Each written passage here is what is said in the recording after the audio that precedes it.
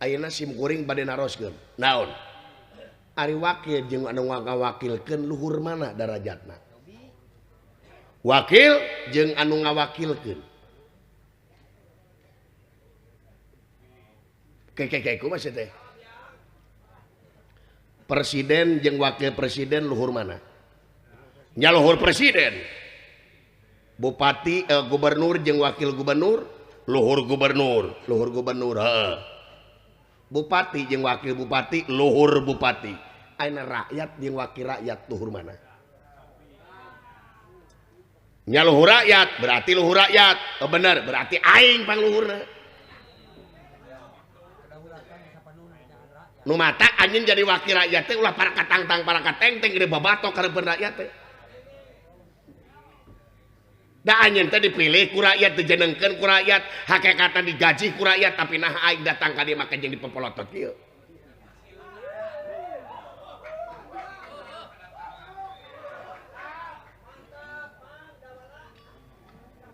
loba nu ngadukung sia euy aya wajarna kuring salaku lembaga anu paling tinggi nyaeta kadaulatan sapinuhna di tangan rakyat kuring rek nanyakeun laporan pertanggungan jawab anjeun salaku wakil rakyat naon wae gawe si lain jadi wakil rakyat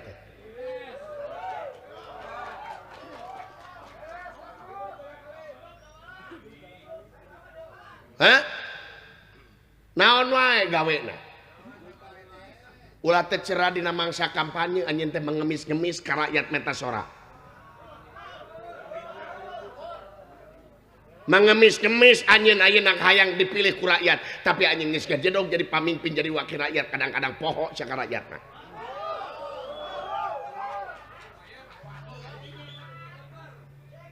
kuring teh kita ngomong teh undang-undang sistem anu diomongkeun ku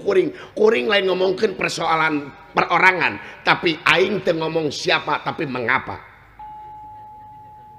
sanajan si dawala bodoh teu sakola tapi aing apa karena kudu etik aing mau ngomongin sasa tapi aing ngomongkeun sistem ieu teh kumaha jadi wakil rakyat teh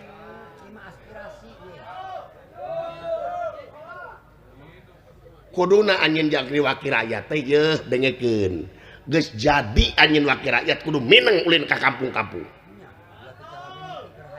ulah cara mimiti keur hayangna ulin ka kampung-kampung aing geus ngajedog ka jeung ucang angin dina kursi tuh lain cek aing tutup cuna lajo tuh salah sahiji aspirasi ti masyarakat berarti masih kena aya kebohongan anjeun kebohongan publik ya anjir goblok euy wanian jauh maneh umaha mun kasinggung nepi ka TBC lain urusan aing ya kuduna anjeun teh nguriling ka tepis wiring anyar cerang ka pedesaan kumaha nasibna masyarakat bisi aya masyarakat anu teu dahar bisi aya masyarakat anu gering anu hese asup ka rumah sakit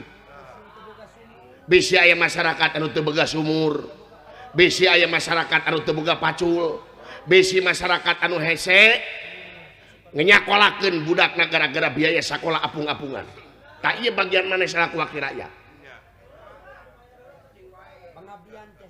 sok pangabdian teh buktikeun ka rakyat ayeuna geus jadi wakil rakyat ya sanajan anjeun dipilih tina partai A partai B partai C para hu A para hu B para hu C geus jadi wakil rakyat di luhur coplokeun baju partai mah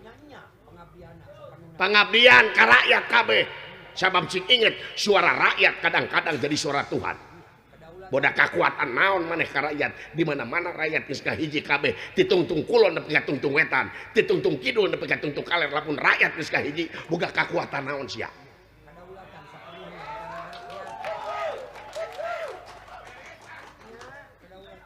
eueuh kekuatan anjeun teh eueuh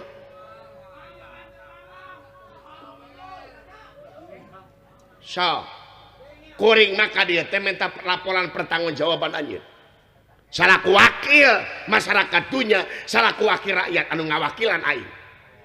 ulah disebut ieu abong teh mah disebut wakil sia teh beungharna diwakilan ku sia mobilna diwakilan ku sia ai rakyat ge curug we ayo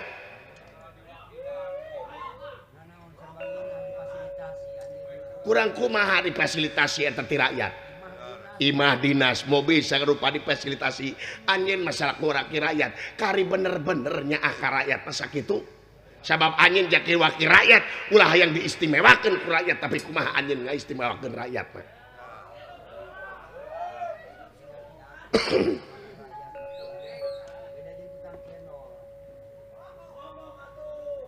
iya sidawala lain rek ulin ka dieu tapi rek ngawiwirang para dewa ngalunturkeun wibawa jeung kumara dewa tuh aya dikitukeun nyeri we hate teu narima da kuring mah ngomong kieu teh berdasarkan data-data yang otentik berdasarkan kenyataan berdasarkan realita jeung dilindungi ku undang-undang bebas mengeluarkan pendapat di muka umum sapanjang teu ngarugikeun negara jeung bangsa ya kuring teh sakalu rakyat demo batur ngarusak naon melemban atau ngarusak naon aing mah ngomong ngungkul aing barek nanyakeun bertanggung jawab naon nepi ka mana nya ka rakyat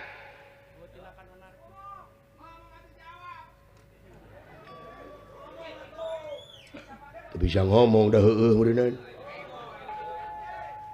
Indra Brahma Bayu wa Yesidawala lain antepen paehan tuh paehan sidawala tuh man